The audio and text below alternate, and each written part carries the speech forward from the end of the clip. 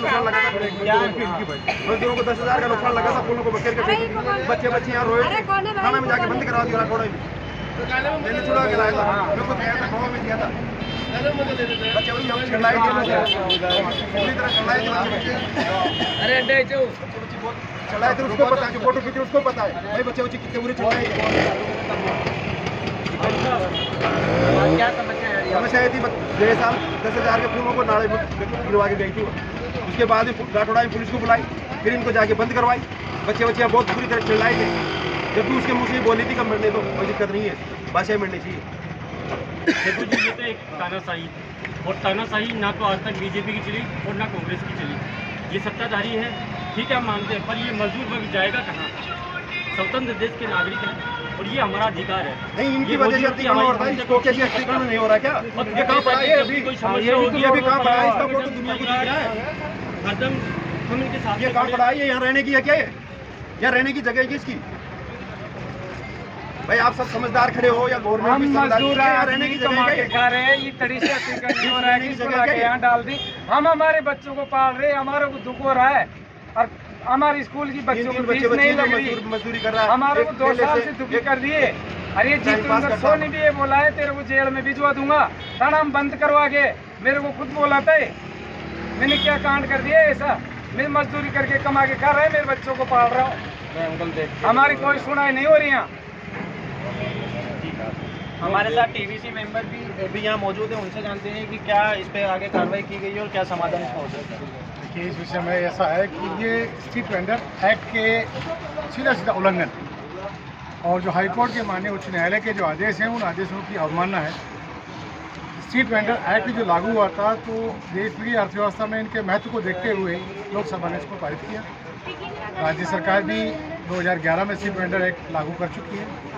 उसके लिए योजना भी बनी, 2017 में जो स्कीम बनी है वो उस स्कीम के अनुसार भी यहाँ की पार्षद महोदय का एक दायित्व, एक कर्तव्य, इनका फर्ज बनता है उनके अपने क्षेत्र में वेंडिंग जोन कहाँ डिसाइड किए जाए।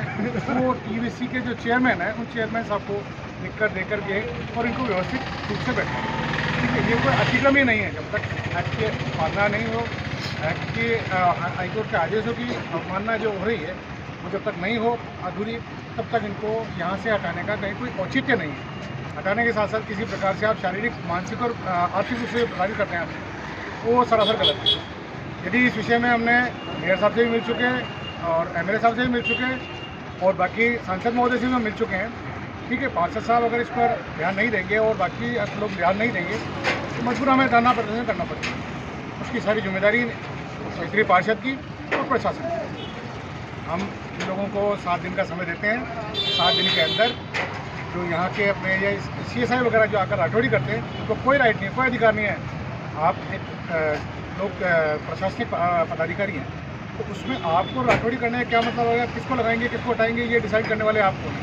स्ट्रीट वेंडर्स को कहीं हटाने का कहीं कोई राइट नहीं है। स्थापित करने के पहले उनका पुनर्वास के लिए योजना बनेगी। योजना बनाएगी town vending committee. Town vending committee जो डिसाइड करेगी वही होगा। उसमें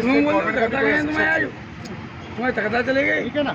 इस प्रकार से जो ये कर रहे हैं ये सरासर गलत है, संघातक दृष्टि से भी। और आप जनप्रतिनिधि होने के नाते, जनप्रतिनिधि आप जब तक आप चुनाव लड़ते हो तब तक आप किसी पार्टी का सिंबल लेके लड़ सकते हो, किसी पार्टी को हो सकते हो। जीतने के बाद आप क्षेत्र की जनता से किसी प्रकार का भेदभाव नहीं कर सकते। वैसे भेदभाव तुष्टिकरण की जो राजनीति है वो सरासर गलत। हमारे साथ भारतीय मजदूर संघ के पदाधिकारी भी मौजूद हैं, जानते हैं उनका संगठनात्मक दृष्टि से क्या रूप रहने वाला है। इस संदर्भ में कार्रवाई कर रहे हैं। हमने मेयर साहब को भी लेटर दिया इस संदर्भ में, CM साहब को अपने इसकी कॉपी भेजी है और अभी तक फिलहाल कोई हमें कोई इसका रिस्पॉन्स मिला है। हम चाहते हैं कि हमारे जितने भी प्रताप नगर पथ विक्रेता संघ है वो यथास्थान जहाँ जो काम कर रहा है वो वहीं पे काम किया, चाहे हमारे DMRT का हो, चाहे सोमामार्ग का हो, चाहे NRS सर्किल हो, चाहे पैरा सर्किल हो, चाहे हमारे 16 सेक्टर पुलिस, जहाँ भी हमारी यूनियन है वहाँ जितने भी हमारे पथ विक्रेता संघ है भाई है वो यथास्थान अपना रोजी रोटी कमाए। इसी संदर्भ में हम ये मैसेज देना चाहते हैं कि भी हमारे मीडिया के थ्रू प्रशासन तो सो रहा है कितनी लेटरबाजी कर लो, जल्दी से कार्रवाई होती नहीं है। और स्थानीय पार्षद अपनी दादागिरी करते हैं, अपनी दादागिरी नाटुड़ी दिखाते हैं, उनको डराते हैं, धमकाते हैं। तो हम नहीं है, इनकी दादागिरी चल रही है।